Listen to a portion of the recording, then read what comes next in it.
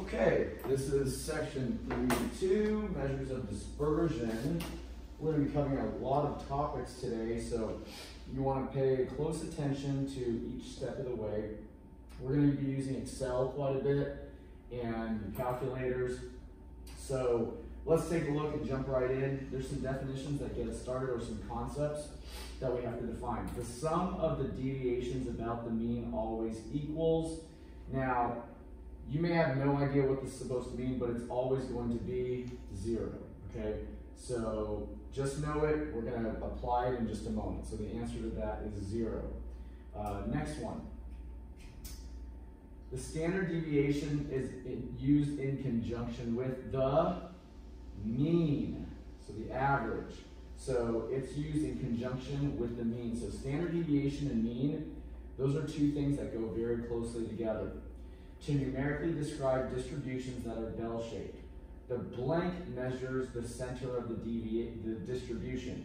The mean represents the center of the distribution, while the standard deviation measures the spread. Let me just show you this real quick. So what they mean by that is, we're going to see it later, but if we have a bell-shaped curve, which is what they're describing, a bell-shaped curve, right down the middle that splits it is your mean. And then outside of the mean, each of these little blocks, these are standard deviations off of the mean. So when they say that the mean is involved, there's the mean splitting it right down the middle, measures the center of this distribution, the center of the distribution, and the standard deviations abbreviated SD, SD, SD, SD, those represent the spread off of there where your data falls in there, okay? So if you've never seen standard deviation or a bell-shaped curve and the relationship between standard deviation mean to a bell-shaped curve, we're getting started on that today. All right, let's go to the next problem. True or false? When comparing two populations, the larger the standard deviation, the more dispersion the distribution adds, provided that the variable of interest from the two populations has the same unit of measure. So when comparing two populations, the larger the standard deviation, the more dispersion. Yes, that's true. The bigger the standard deviation, it means the more the spread out the data is. So let's see here.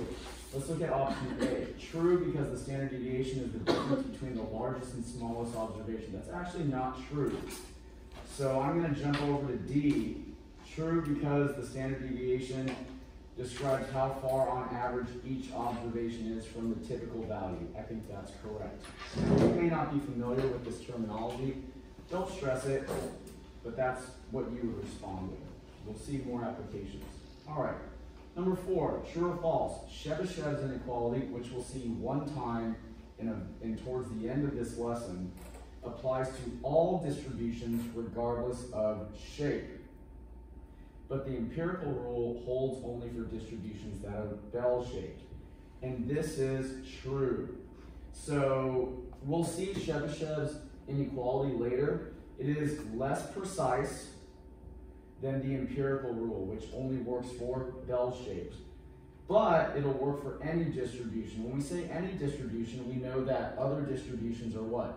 Skewed right, skewed left, uniform, something like that. So Shevashev's, while it is not as precise, you can use it to help you predict various things about the data or describe certain things, okay? So there's that.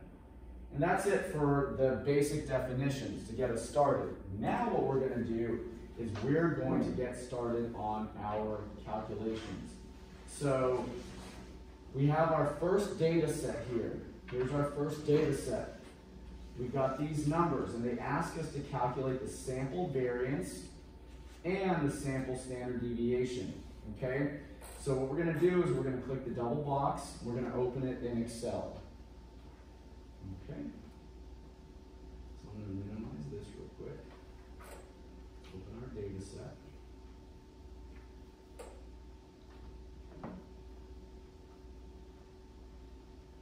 All right.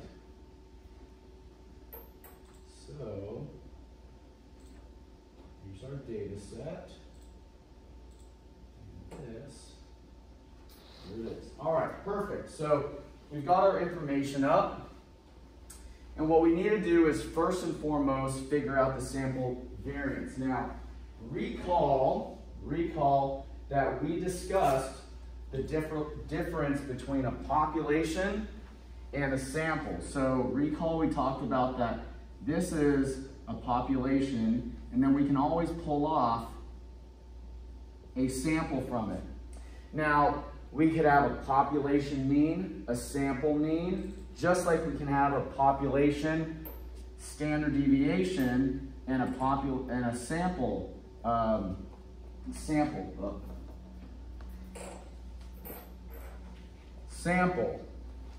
Oh, I messed that up. We'll talk about it. Let me talk about that in a moment. So first and foremost, I want you to note that we can have populations and samples, right? So when we're dealing with a population and a sample, we have a population mean, a sample mean. We also can have a population standard deviation and a sample standard deviation. Is the sample standard deviation potentially different from the population? Yes, just like in our previous lesson, the population mean can differ from the sample mean. It can be, the sample can overestimate, underestimate, or be right on. The same is true for standard deviations and things that we talk about this section. So you need to make sure that you differentiate between the two. So look here, we have those. What is this one for? Population. What is this one for? Sample. So pay close attention to that. Don't pick the wrong thing. They said what? Sample. Without doing any work, which box should we check immediately? A. If you get the right answer, but you put it in the wrong box because you're using your answer to describe the population as opposed to the sample, it's going to be wrong, okay? So immediately, you know that we're dealing with a sample, and especially when you're dealing with sample standard deviation versus population standard deviation, it actually, the calculation differs slightly. We'll talk about that in a moment. Okay, let's go through the steps. Ready? So if you're following along in your notes, I am following along using method 1, okay? So method 1, the very first step you have to take is step 1, if we're trying to find, we're going to answer this one first, sample variance. We're trying to find a sample variance. We're going to deal with that first. So in order to do that, first, before you do anything, you have to find the mean. So you have to find the mean. Okay? How do we find the mean? Well, add everything up and divide by the number of items. Now, I'm just going to do it on Excel. Could you do it on a calculator? Yes. I'm just making it easier for me. Everybody follow? Any questions about that at all? So step number 1, when you're doing this, step number 1, find the mean. Got it? Okay? So is that what we just did? Yes. Everybody with me so far? Okay? So step 1, find the mean. Ready for step 2? Step 2, find the deviations. Now this is new. Follow along. Ready? The deviation is the difference between each of your data values and the mean. Take a look at that. When we do step 2 and we try to find the deviations, what we're going to do is we're going to take each of these values in the data set, and subtract the mean that we just found.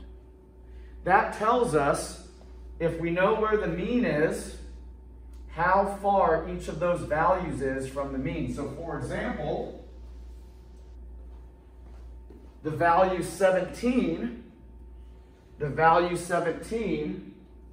deviates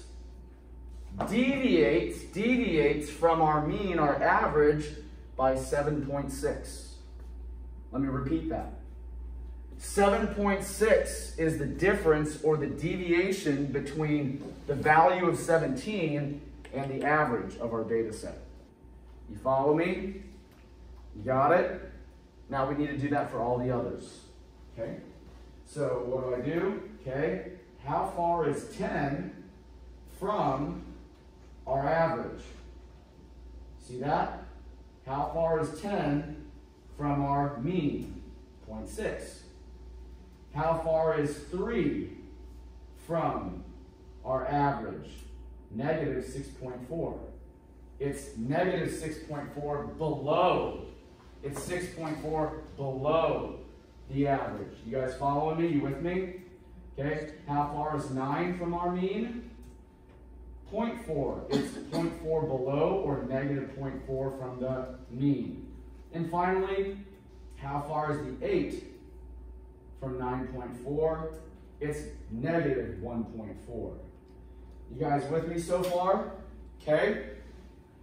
All of these represent the amount or quantity that our data set values differ from the average.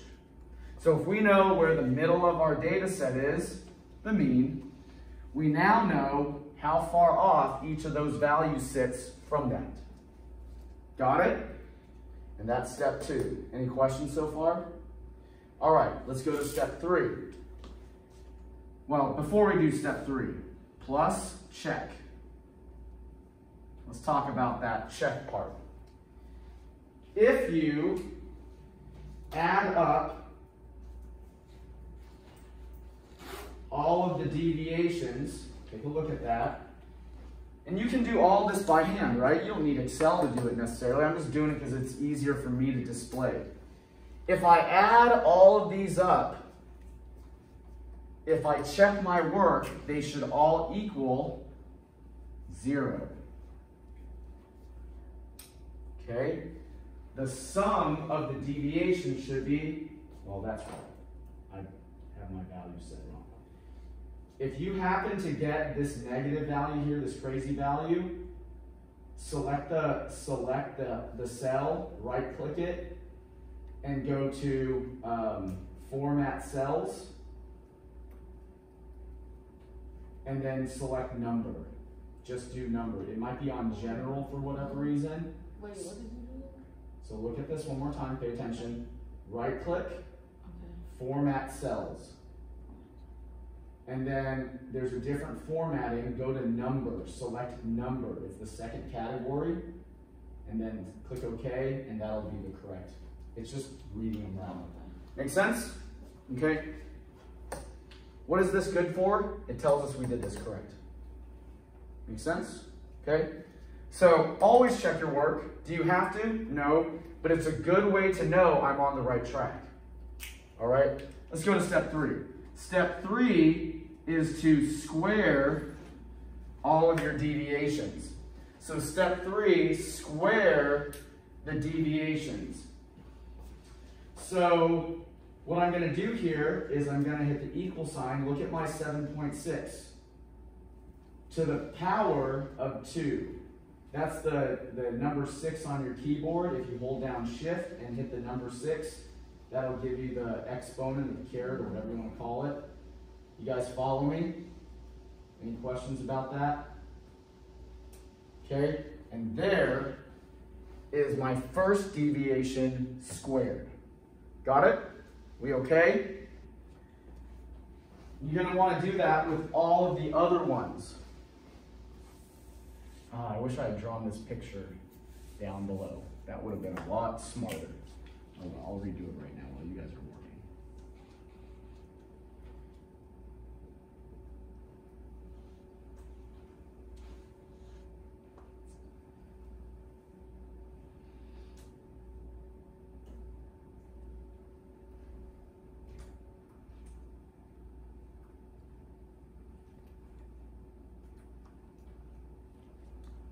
Okay. So go finish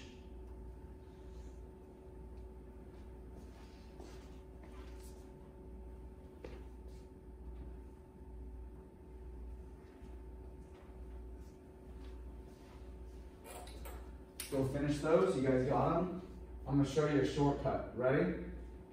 If you just take this, see the little square down at the bottom here? See this little square in the bottom right corner? And when I hover over it, it gives me a little plus sign. If you drag it down, it'll do all of it for you. So what it'll do is it'll just copy this and do it for everything proportionally in the rows below it. You don't have to, it's just a little bit of a shortcut. Everybody with me so far? Okay. So now, what you're going to do, anybody got questions on the deviation squared step? We okay? All right, fourth step. You're going to add or sum all of your deviations squared, or squared deviations. You're going to sum all of the squared deviations. So in other words, I'm going to add up all of my deviations. You can do that by hand, or you can use Excel to do it for you. What did I do here? I'm going to add all of these up.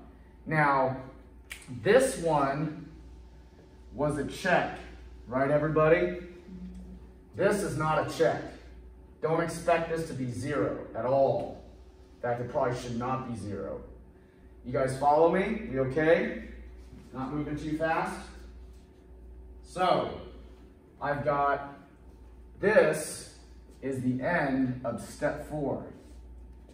This is all step 3. This is all step 2. This is step 1. You guys following me? You okay?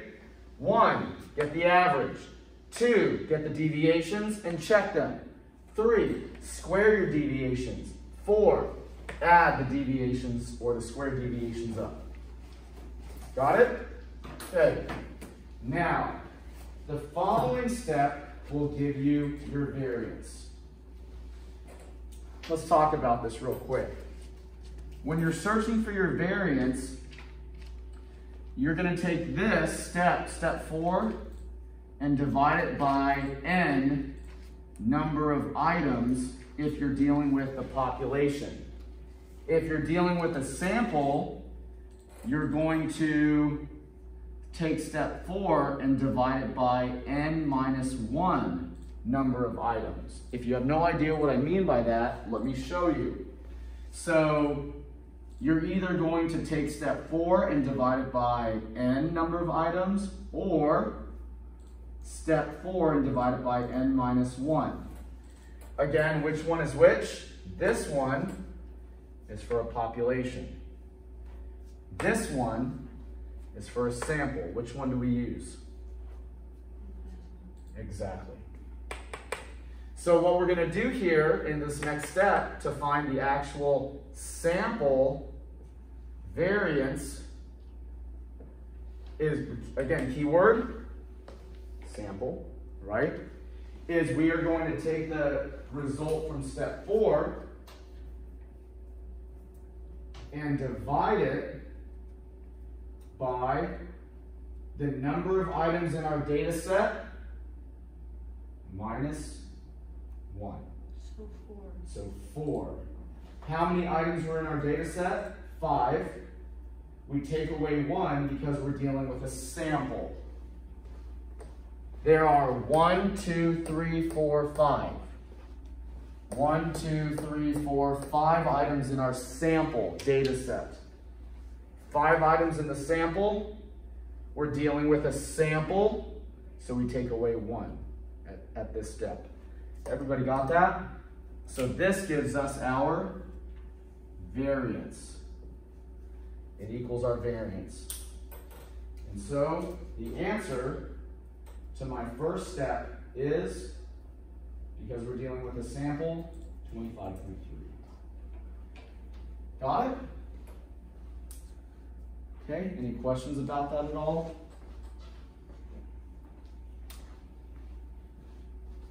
We okay? Did you get yours correct? Yes? Any questions about that? We all right?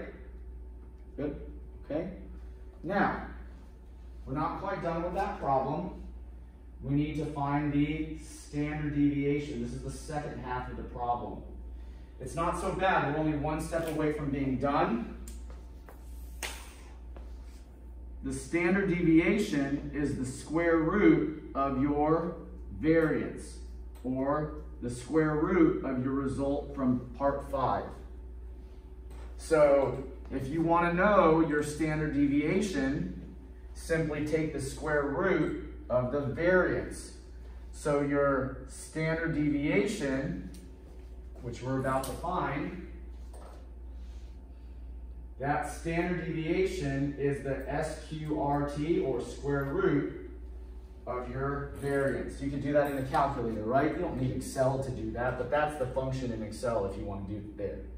You can easily use a calculator, take the square root of that, and then that is your standard deviation. Got the right answer? Good? Okay, so there is the standard deviation. Now, which one do I choose for my problem? Do I choose A or B? B, S, you got it. And so mine is going to be 5 point, round to 1 decimal, 1. Why did I say 5.1? Because 5.02 round to 1 decimal is just 5 point, well, actually, that should have actually been 5.0. That's odd. Round to 1 decimal. I should have put 5.0. Why they took 5.1, I don't know. Maybe they were just, it actually should be 5.0. But I bet it was going to be correct at 5.0 as well. Makes sense, everybody? You guys good?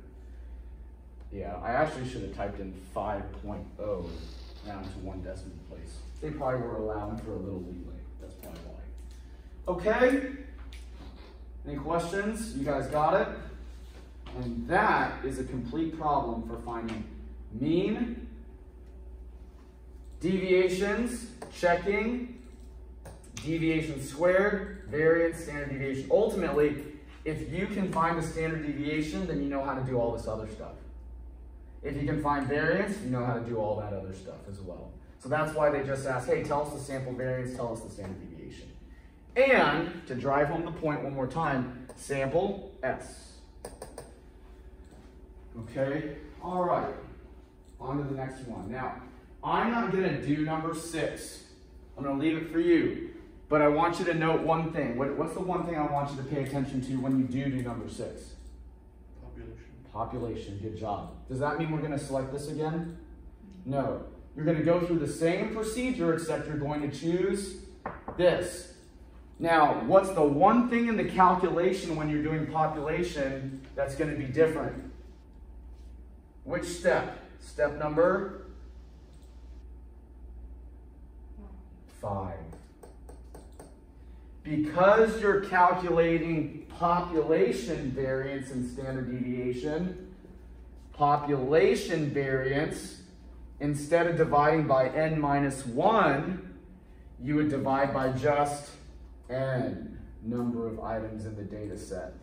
Be very careful when you do that. I'm not going to do that problem because we got plenty of other ones to do. But when you come back and you do this problem, when you're at step number 5, and you're calculating the variance, it's no longer going to be sample, it's going to be a population variance, which means you need to do it this way.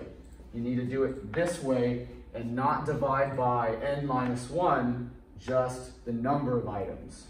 Got it? Okay? All right, so that's it for that one. I'm not going to go and do it. We've got lots of other problems that are going to help us. Okay. One moment.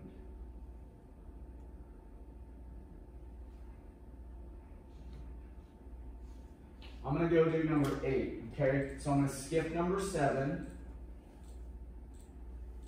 because you guys can do that.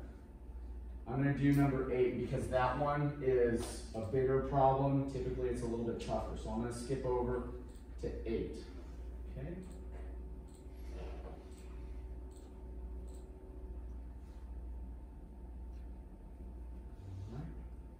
Now, ready? I'm going to download the data set.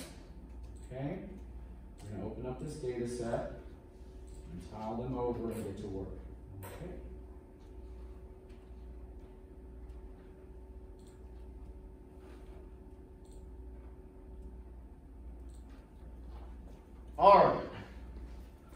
get things cleaned up a bit. Okay, so here's all of our general notes that we've used so far, right? And first, what is probably the first thing you want to pay attention to? Whether you're dealing with a population or a sample. My problem in number 8 is calling it a sample. So that means everything we do in this problem is going to be related to dealing with a sample. Ready? Okay. So I've got my data set. It should match this right here. We've established that we're dealing with a sample. So when we get to the variance part, when we go to calculate the variance, we're going to divide by n minus 1. But we're going to do everything else the same as if it was a population. It's not much different. With that said, what's step 1? Well, actually, they asked us to first do something new, and that is to calculate the range. Let's talk about that real quick. So you might have to do a little first piece. I'll just put a star here. If they ask you to calculate the range is simply the highest value in your data set minus the lowest value. That's all there is to it. So if you need to calculate the range, just subtract the lowest value from the highest. So for mine, what's my range? Well, if you're not sure and it's hard to see, you can always sort your data set or just look at it. I mean, there, I just sorted my data set, lowest to highest. So my range, same thing like we did last class. So you just select the data set, right click it, sort, smallest to largest. Thank you. So just like we did when we were talking about median, right? Same concept. Do you need that? No. You can easily just go look through your data set. Like, I don't need this. Let me see here. What's my lowest value? 256. Sure enough, 256. What's my highest value? 283.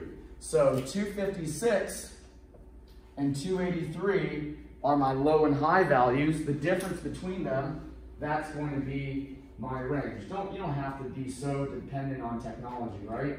So my range is going to be, well, I need to put it over here. I'm not going to put it into this thing. Just do it. I'll just put the answer in. So it's what, minus 256, 283, so that's going to be what, 27? There. Okay, I didn't put it in my work. Okay, so my lowest value, my highest value, the difference between those was 27. That's it. Okay, you guys got your range? It's not a big deal. Okay, so the range is just the difference between the highest and lowest values in your data set. You don't really have to sort your data set for it. You guys with me? Okay, now they left off find the variance. Does it matter? No, because if you can figure out what? Sample standard deviation, does it mean that you understand variance as well? Yes, because variance is just the second to last step in finding standard deviation. So if you can find a standard deviation, you're going to have no problem finding the variance. And so that's why they just now leave off that entire step. Let's go find the standard deviation. Here we go. Step 1 in finding the standard deviation is to first figure out the mean of your data set. So find the average of all your items. And so that's going to be my mean. Okay. Any questions about that? We okay? All right. Step number 2, find your deviations. That would be the difference between each of the sample elements, sample items, and the mean. Okay.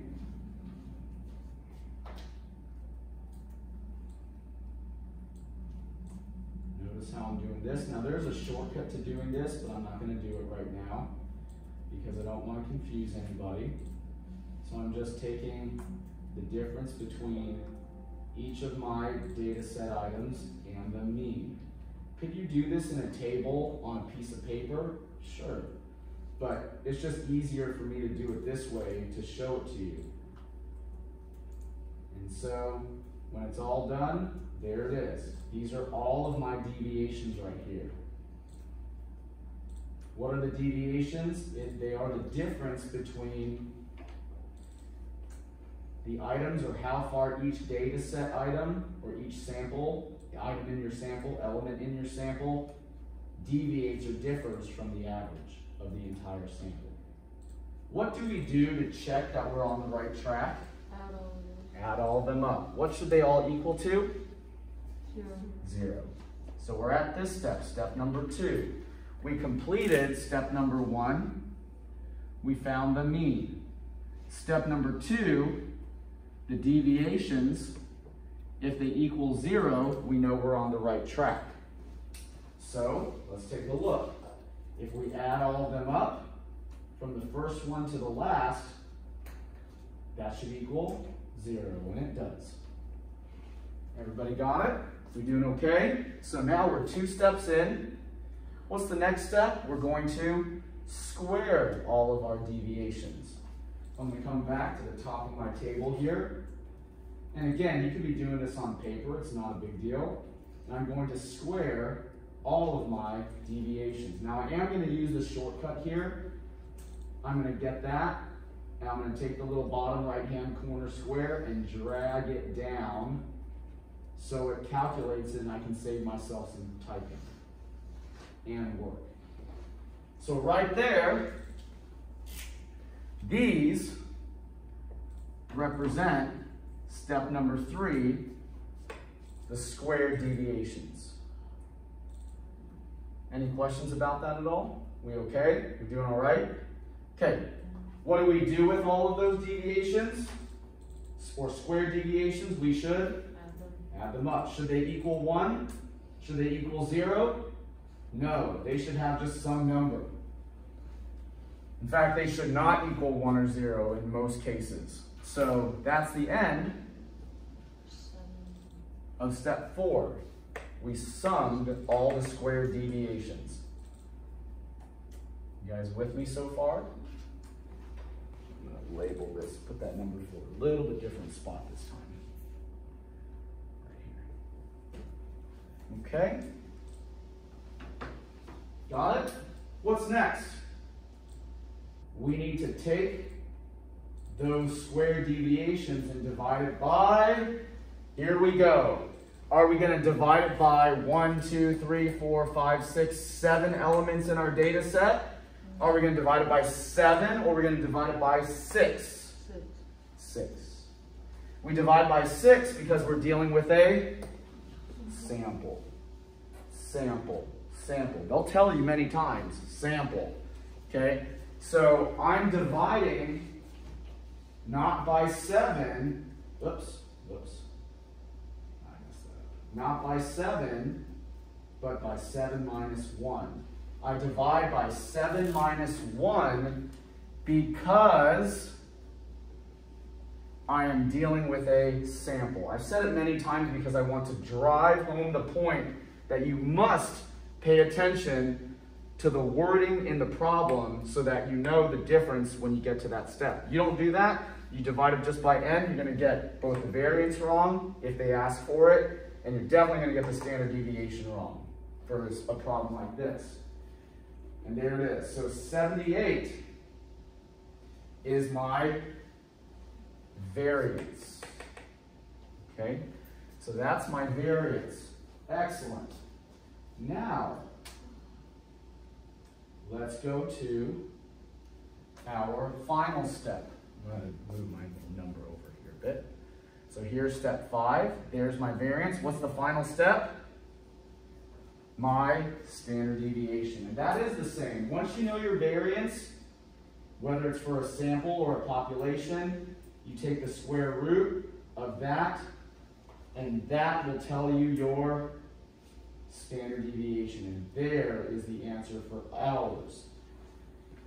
So step 6, here is our standard deviation Now, the only thing here is the variance that differs. But if your variance is wrong, your standard deviation is going to be wrong.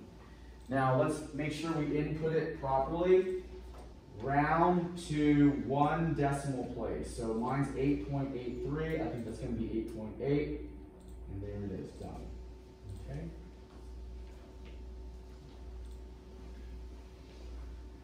Make sense? Okay. Now you guys are going to hate me because there's actually a shortcut. You ready? Here's the shortcut. Equals standard deviation. So let me put it actually over here so you can see it. I had to show you, okay, everybody, because otherwise you wouldn't have known it. Now, let me ask you, so still put it in the right spot. Let's come up here. Let me ask you something. What do you think each of these functions means to select from? What do you think those mean? Population versus variance. Versus sample, sorry. So it's going to calculate this. If you choose this one, it's going to calculate the standard deviation, which means they're going to calculate it for the different variance step. If you choose this one, it's going to be for a population. But it's going to do all of this work in one step. Which one should we choose for this problem? The S. So if I choose that, okay, watch carefully. I choose that function, and then I select the first element from the data set down to the last. If I do that function, you can't see it's got a little cut off in terms of the cells, but you see what I'm doing here, right? I chose standard deviation for a sample, and I selected the data set that is the sample data set. It should do what for me? Sure enough, it calculates the exact same value. Make sense? But I have to show you first, okay? So there it is. Now, while we're at it, why don't we do this as if it was a population? What if you accidentally calculated as a population and you used in your variance step, you forgot to do n-1 because you weren't paying attention, and even in your Excel, you chose the P instead of the S. Let's look at the difference between the answers. Different. 8.83, 8.17. And there's a difference. Does that make sense, everybody? So you have to pay close attention to what you're doing. Otherwise, you're liable to make a mistake. So can you find the variance with like a thing like that? I'm pretty sure you can. Yep, variance for population, variance for sample. Make sense? Okay, good question. All right, makes sense, everybody? All right, so there's that one. I am not going to do number 7, like I said, because you guys already now can certainly do it. You guys with me? All right, now let's move forward. You can always go back to your work. All right, I'm gonna go clean this up. Let's go to problem number 9. And so just want to drive on the point, population, sample, okay? I'm going to erase this now so that we can kind of see more of our problems. But here are our major notes, and we did a good job. This is if you were to do a sample versus population, right? Okay. All right, so let's look at problem number 9. Which histogram depicts a higher standard deviation? Now, if you learned anything, you know that a big standard deviation means the data set is more spread out. What's an easy indicator to know that your data set is spread out? To look at the low to the high. The low to the high.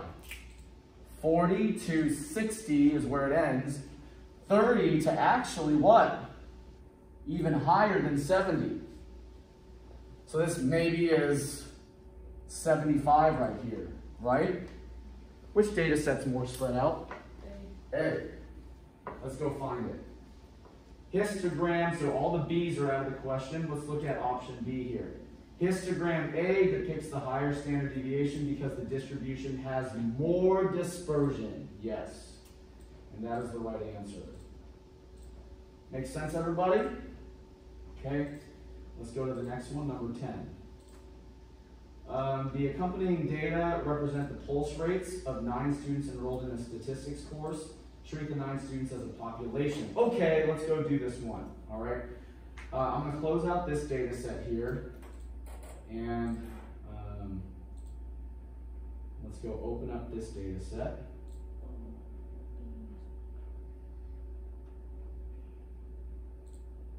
And you can bet that I'm going to use a shortcut this time, right? I'm not going to go and calculate all these, the big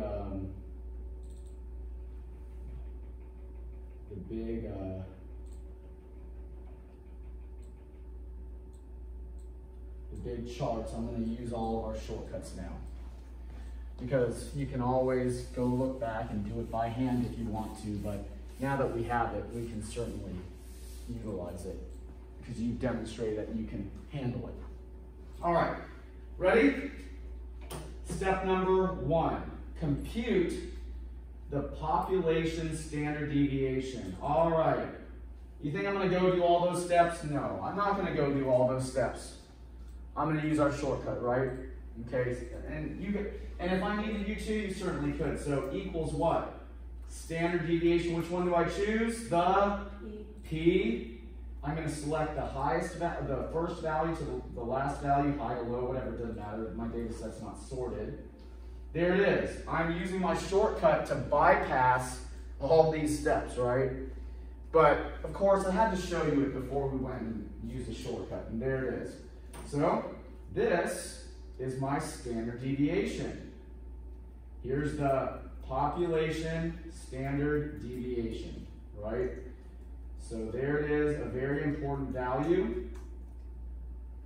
And it says round to 1 decimal place, so mine's 9.6. Everybody got theirs correct? We okay? So population standard deviation, real quick, done, shortcutted. We good? Any questions?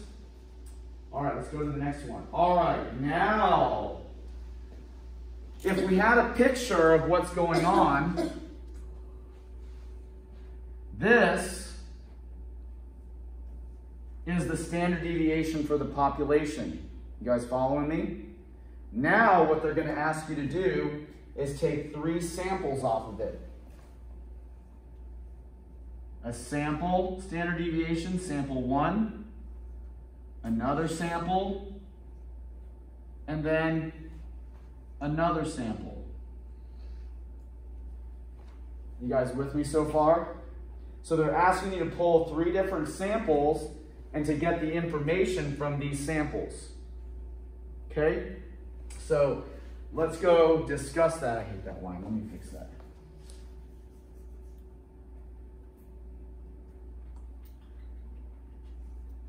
Okay, so let's take a look at these, and I'm gonna actually see if I'm gonna stick them, all 3 of them down here, okay?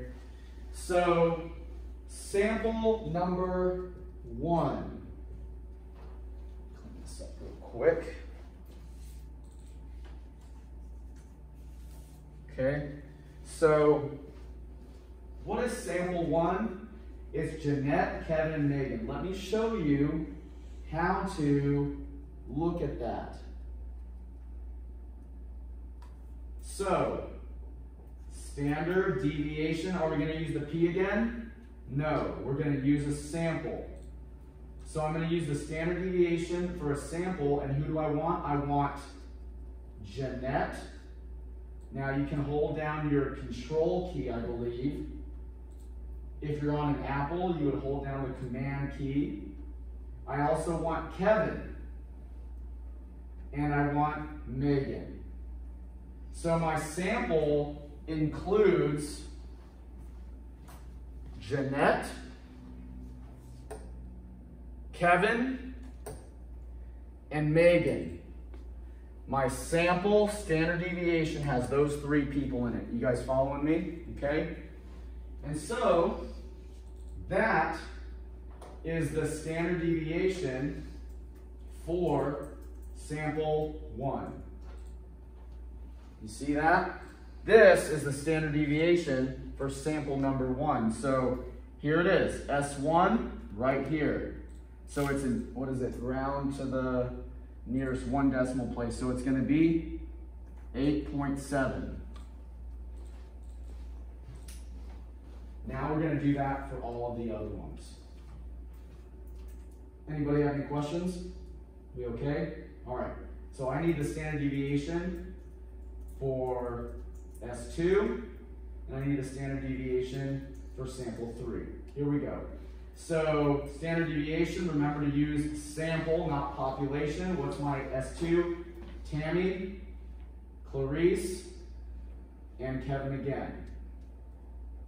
And that's going to be a, looks like a 11.0 because 10.96 rounded. Okay, next one. Standard deviation, use the S. I've got perpetual, Kevin, again, and Jeff. And there it is, 12.6 when I round it. And there it is. Any questions about that? So there are each of mine. 10.96 rounded to 11.0, 12.58 rounded to 12.6. And then I had my entire population standard deviation, which was a 9.6.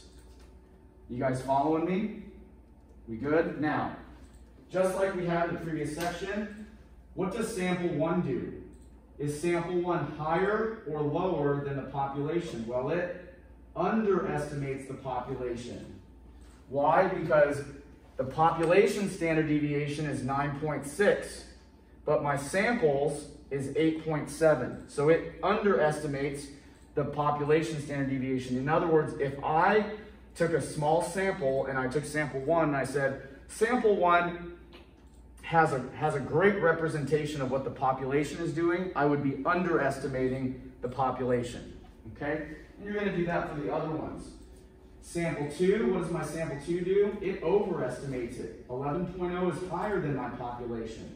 And sample 3, it also overestimates the population because of the values. Everybody got that? Any questions? That is a very complete problem. Made easier because we have our shortcut. Imagine doing that by hand or even Excel would take time. Got it?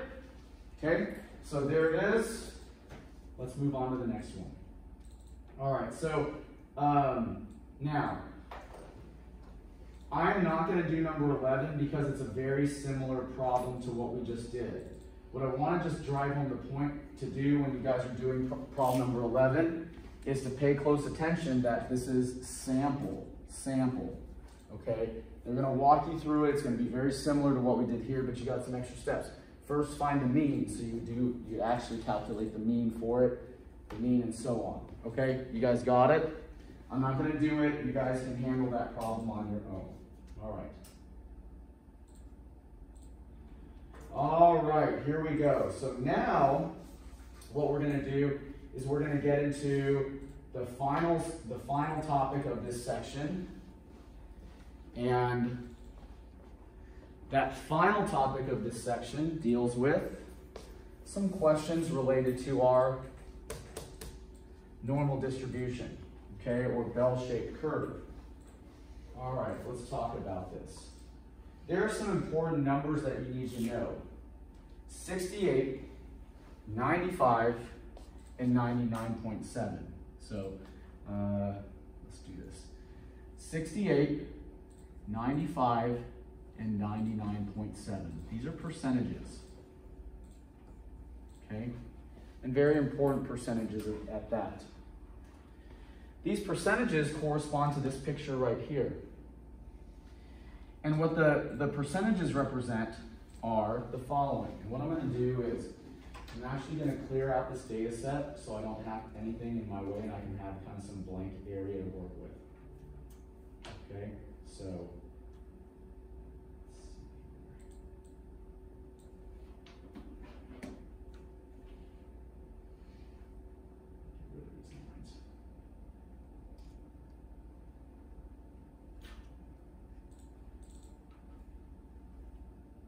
okay, no.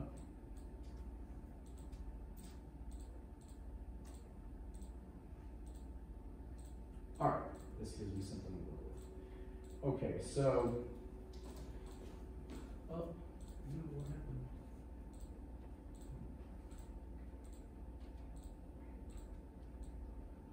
Okay, great.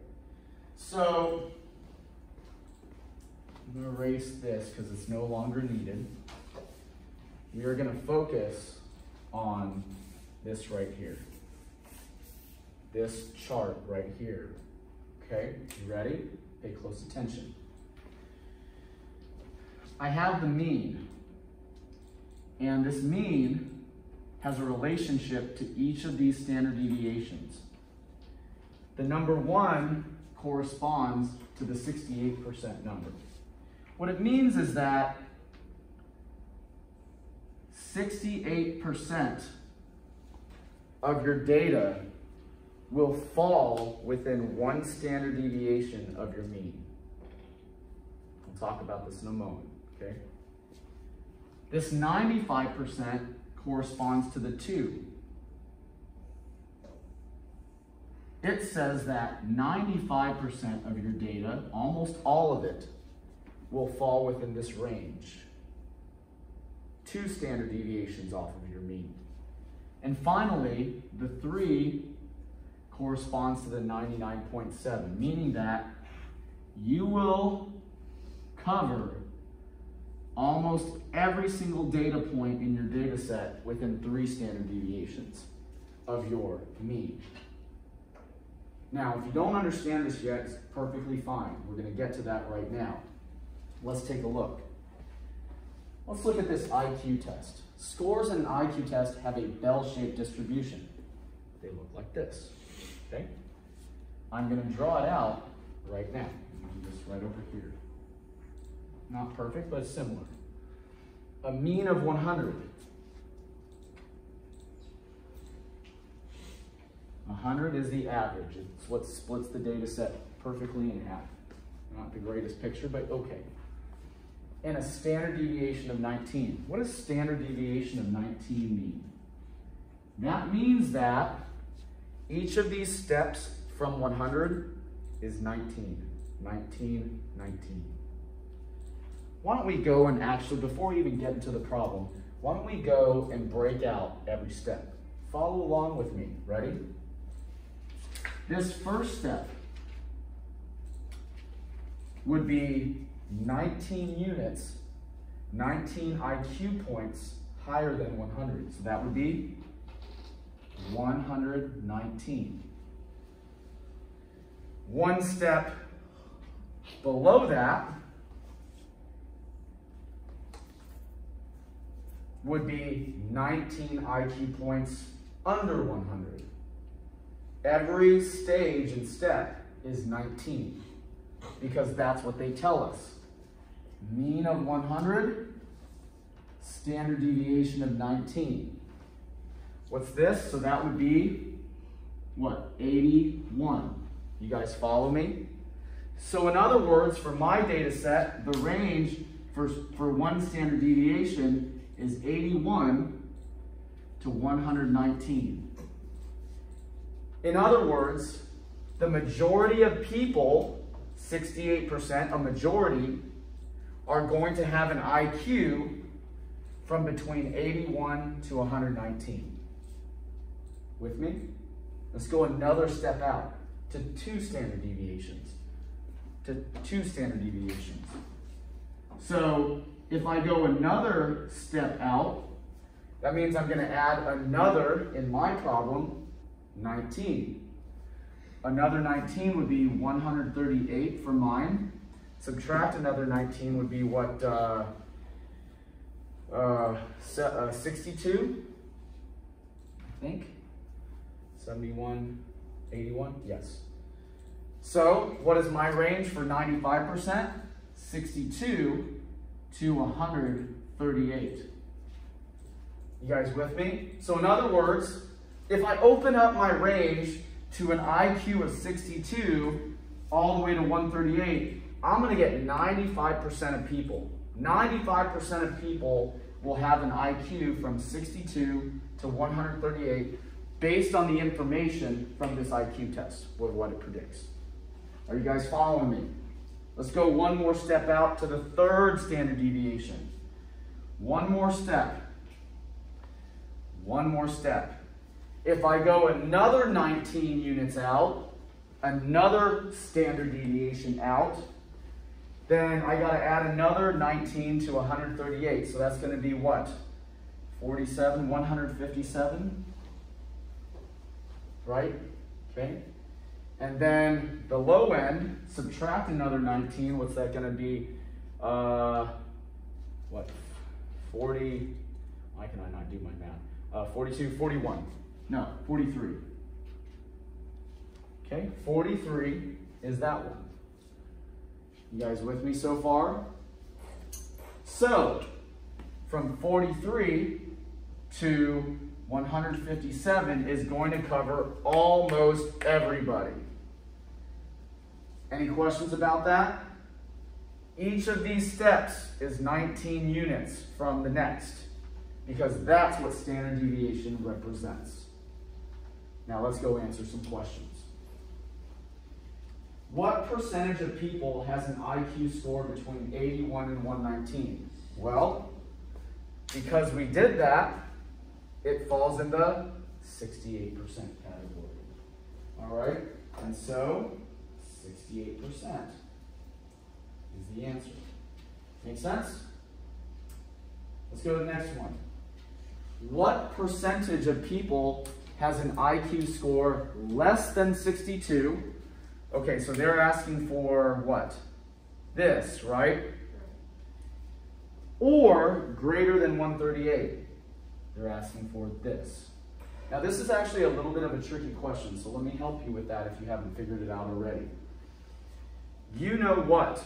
That all these percentages relate to different parts of it. So let's talk about this. The range from 62 to 138, this middle spot right here, it's 95, isn't it? What are they really asking for? Everything outside of that, right? So we know from 62 to 138, based on what we've talked about, from 62 to 138 is 95%. So that means all the stuff out of it must be 5%.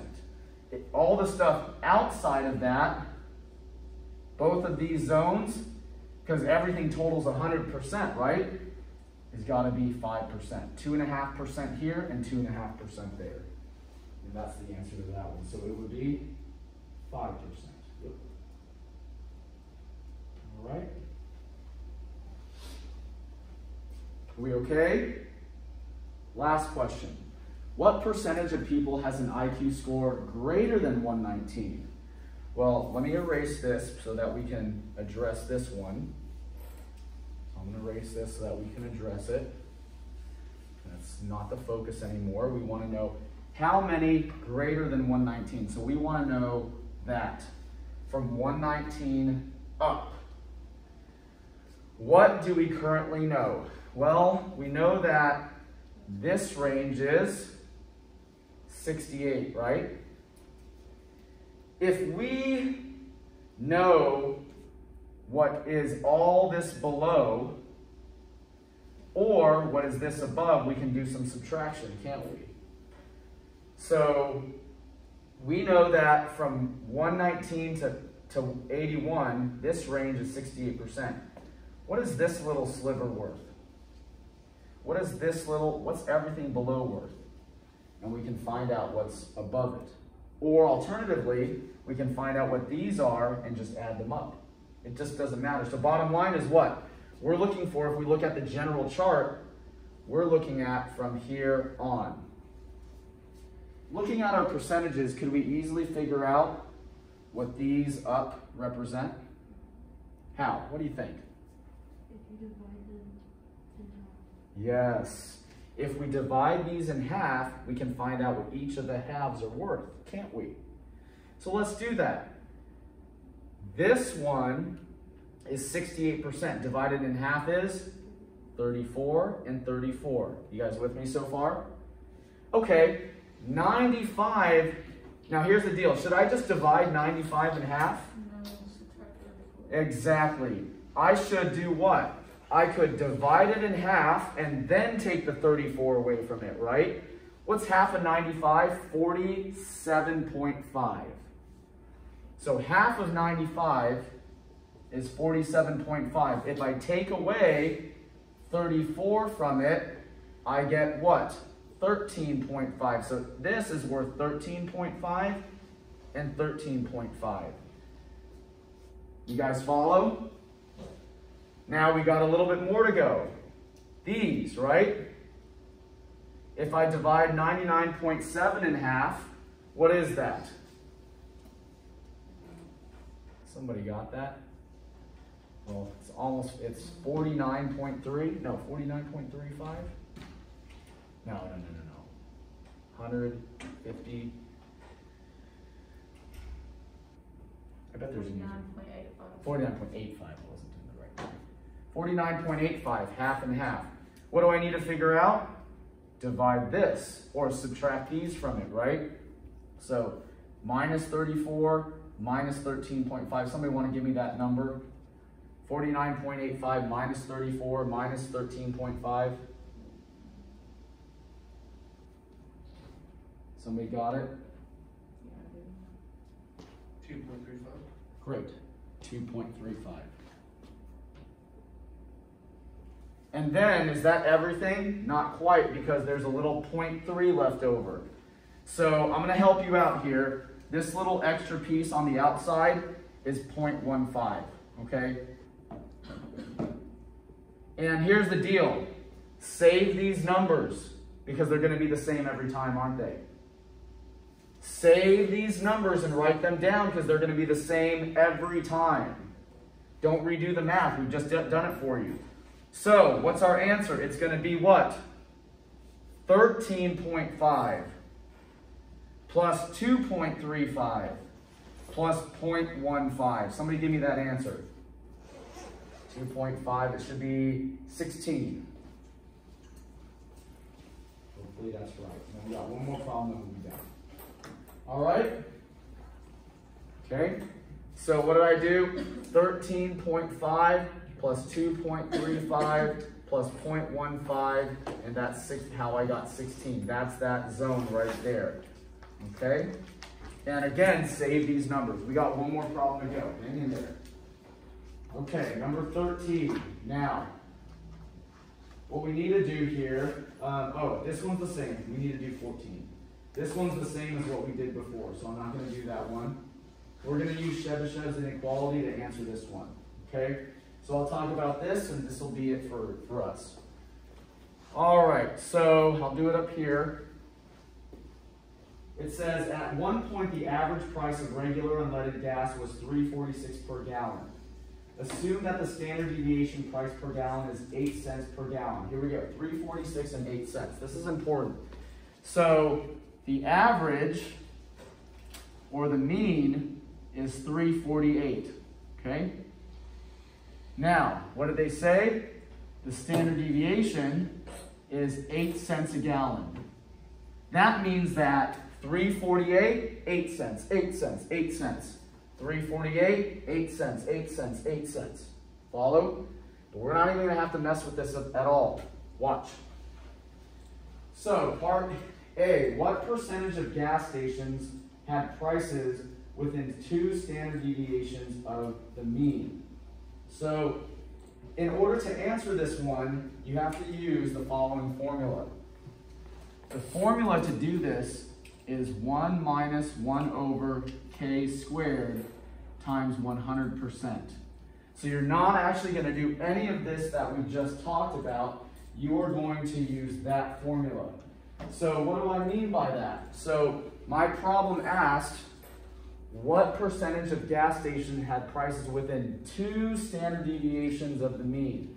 Well, this it's literally, for our problem, 1 minus 1 over, K stands for the number of standard deviations they're asking for, then you square it and times it by 100%. Let me show you that. 1 minus 1/4. How did I get 1/4? Because it's 2 squared, right? What's 1 minus 1/4? Now I'm going to erase all this so that we have something to work with. What's minus 1/4? It's 0.75. So what's the percentage? 75%. That's the answer. You can do that in the calculator, of course. All right, so the answer is 75%.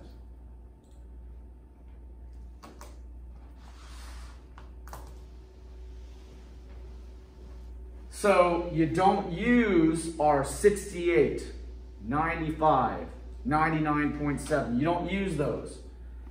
The important formula here is this one. It's a very general formula. And this is the answer for my part A, because they asked for 2 standard deviations. You follow me? Okay, go do yours, make sure you get yours right.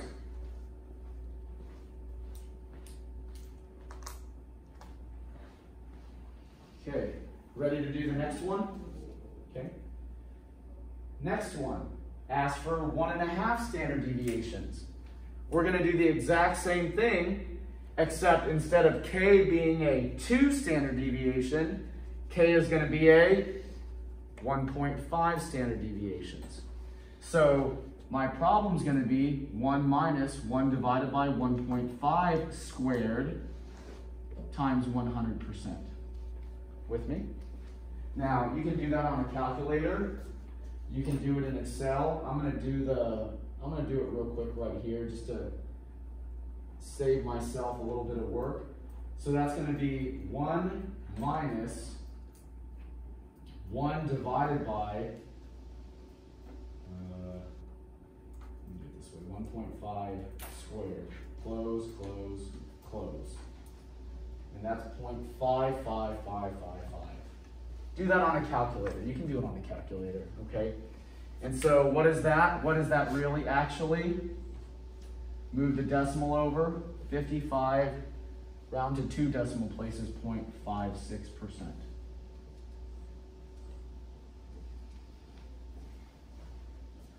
I mean, don't rely on Excel. I just did it because my calculator's filming this right now, right? But just put it in a calculator, or you can put it in Excel. There it is. You guys got your part B correct? 55.56. Okay? You guys with me so far? Okay? All right, next one.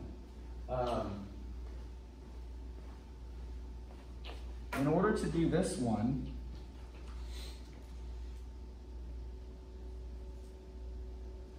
let me see here. How do I want to write this?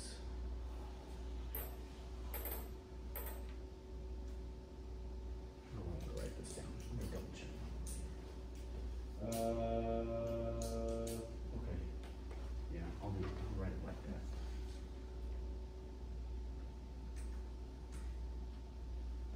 Let's do it like that. Let's write it that way.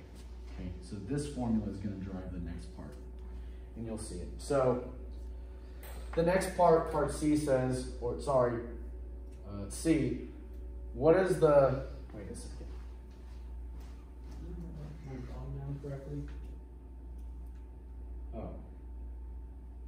Oh, sorry, I'm not there yet. The gas prices that are within 1.5 standard deviations of the mean are, okay, let me do that one. So the gas prices that are within 1.5 standard deviations of the mean, when you get asked that, whatever you get asked, you're going to need to know that number, your mean, and the actual standard deviation value. So what is that? Okay, so 1.5 is a critical number. My 0.08 is a critical number, and my mean of 3.46 or $3.46, all those are important values. So here it is. My mean, 346 plus 1.5 times my 0.08. How did I get that? There's the mean plus 1.5 times the actual standard deviation in my problem. That's going to be one of my answers. The other one, to get the other end of the range, is going to be the difference. Okay, so this is the plus version, this is the minus because I want to know.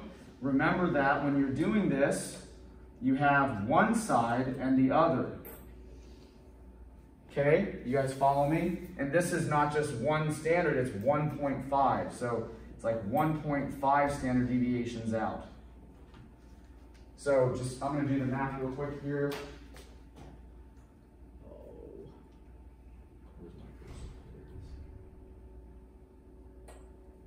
So it's going to be 346 plus 1.5 times 0.08.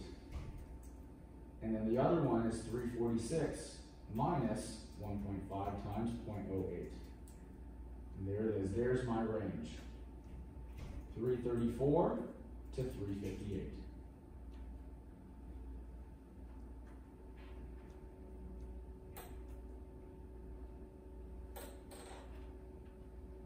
Everybody got that? Okay. Any questions about that at all? All right. So finally, it says, what is the minimum percentage of gas stations that had prices between $3.14 and $3.78? Now, I'm going to give you a hint on this, and I don't want to do it all for you. I'm going to give you a hint on how to close this one out. What is the minimum percentage of gas stations that had prices between $3.14 and $3.78? Well, this is $3.34 and $3.58.